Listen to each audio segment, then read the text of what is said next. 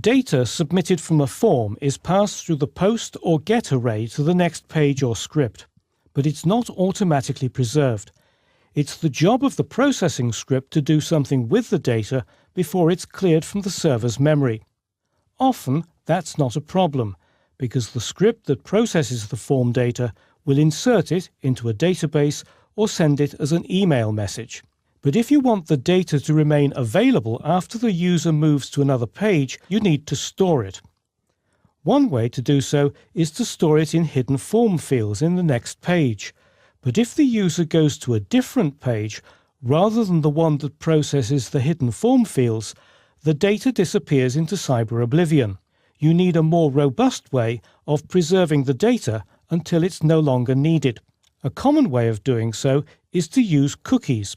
These are name-value pairs that are stored in the browser, and they're sent to the web server with each page request. The disadvantage with cookies is that the same information has to make a round trip to the server each time a page is requested.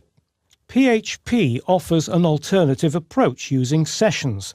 Sessions are similar to cookies. The difference is that the data is sent only once to the server, where it's stored as session variables. The browser stores only one piece of information, a unique token that identifies the session. When a new page is requested, the browser sends the session ID to the server. If the script in the page uses session variables, the server retrieves the data and uses it to build the web page that's sent back. This makes it possible to preserve form data until it's needed, or to keep users logged into a site. All that's needed to create a PHP session is to add the command session start as close to the top of the script as possible. It doesn't need to be the first PHP statement in the page, but it must come before you use session variables, and it must come before any output is sent to the browser. Session variables are created by assigning values to the session array. Like post and get, this is another of PHP's superglobal arrays.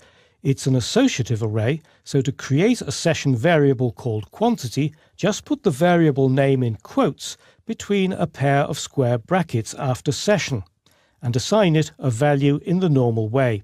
To save an associative array as a session variable, use two pairs of square brackets. The array name goes in the first pair of brackets, and the variable name goes in the second pair.